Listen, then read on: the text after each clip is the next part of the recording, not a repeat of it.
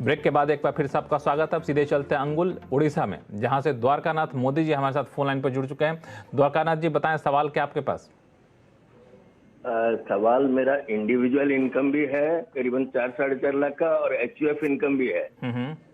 HUF का कर्ता के हिसाब से मैं एचयूएफ की सारी प्रॉपर्टी का देख रेख करना, बैंक अकाउंट देखना, ऑफिस वगैरह जाके टैक्स वगैरह पटाना, ये सब काम करना पड़ता है। ठीक है, तो एचयूएफ के कर्ता के हिसाब से मैं सैलरी ले सकता हूँ क्या एचयूएफ इनकम से? मुकेश पटेल जी। इनकम करीबन रेंटल इनकम बिल्कुल और इंटरेस्ट इनकम है। ठीक है मुकेश जी आपके सवालों का जवाब देंगे। मोदी जी के लिए खुशखबर ये है कि इनकम टैक्स एक्ट में इसका कोई प्रावधान नहीं है, पर इस पर काफ़ी जुडिशियल प्रोनाउंसमेंट्स हैं।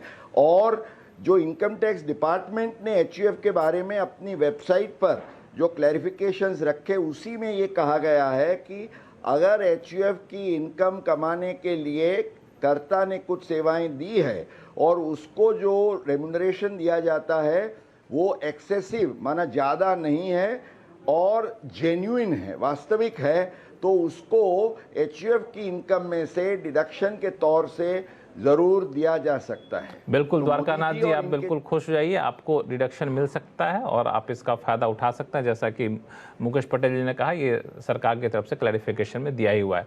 तो टैक्स गुरु में फिलहाल वक्त हो चला है, और मुकेश पटेल जी आपका बहुत बहुत शुक्रिया सभी सवालों का काफ़ी आसान भाषा में और काफ़ी गहराई में जाकर जवाब देने के लिए।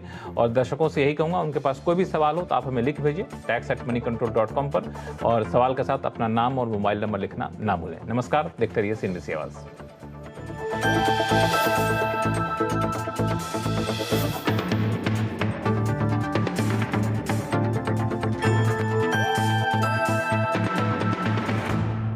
फ्यूचर एक्सप्रेस में आप सभी का स्वागत है। एफएनओ मार्केट का हर एक्शन 2790 से चलकर 3006 के आसपास, अब इसमें 250 अंकों के आसपास का मूव देख चुके हैं। कॉल ऑप्शन ले या पुट ऑप्शन, 17550 का जो कॉल है वो 85 to 90 के आसपास खरीदारी कर सकते हैं। फिलहाल निफ्टी पे वेट एंड वॉच करना चाहिए। जानिए किन स्टॉक्स में होगी आपकी जबरदस्त कमाई।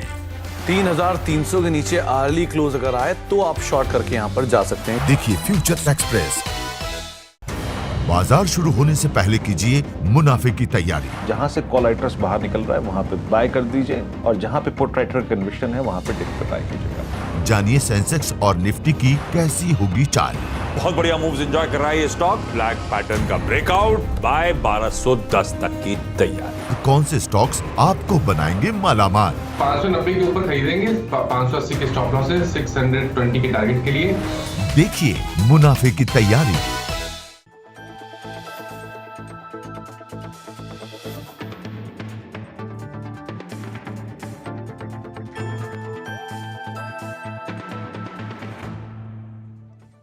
टैक्स बचाने का हो टेंशन, या फिर पेचीदे टैक्स नियमों की उलझन, अटका हो रिफंड या मुश्किल में फंसा हो आपका रिटर्न।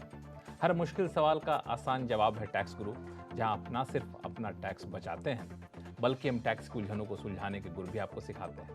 नमस्कार, मैं हूं लक्ष्मण राय, और आज आपके सवालों का जवाब देने के लिए हमारे साथ हैं जाने माने टैक्स एक्सपर्ट शरद कोहली साहब। सर, आपका स्वागत है CNBC आवाज़ में। हमने देखा है कि विदेश में रहने वाले भारतीय अपने घर पे परिवार को, माता पिता को पैसे भेजते रहें, लेकिन इन दिनों विदेश में पैसा भेजने का चलन बढ़ता जा रहा है। अगर रिजर्व बैंक के आंकड़ों को देखें तो पिछले 8 साल में बाहर भेजे जाने वाली रकम में करीब 280% से भी ज़्यादा की बढ़ोतरी हुई है। अब सवाल उठता है कि जो लोग बाहर पैसा भेजते हैं, क्या उनको भी टैक्स देना पड़ता है? कोहली साहब, सवाल जायज़ है कि नहीं? बिल्कुल जायज़ है। और लक्ष्मण, पैसा लिबरलाइज रेमिटेंस स्कीम जो चलती है 2.5 लाख जो 2020 में शुरू की गई थी। जी हाँ, प्रति भारतीय ने स्कीम तो पहले से है, उसकी लिमिट चेंज की गई थी।